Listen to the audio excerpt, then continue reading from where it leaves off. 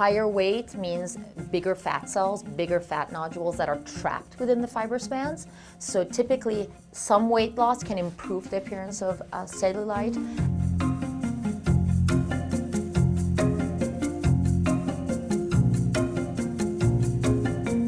So cellulite has three components.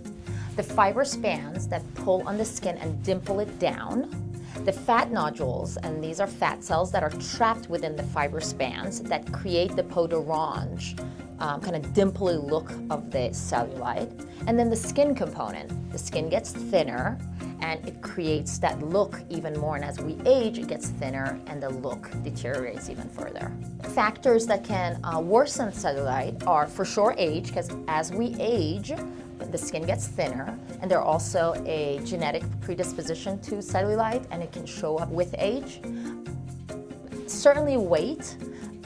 Higher weight means bigger fat cells, bigger fat nodules that are trapped within the fiber spans.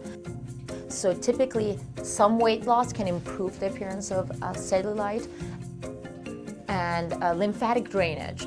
Being active and also certain massages help it. So if you're not active and if you're not exercising, certainly the appearance of cellulite can also look worse.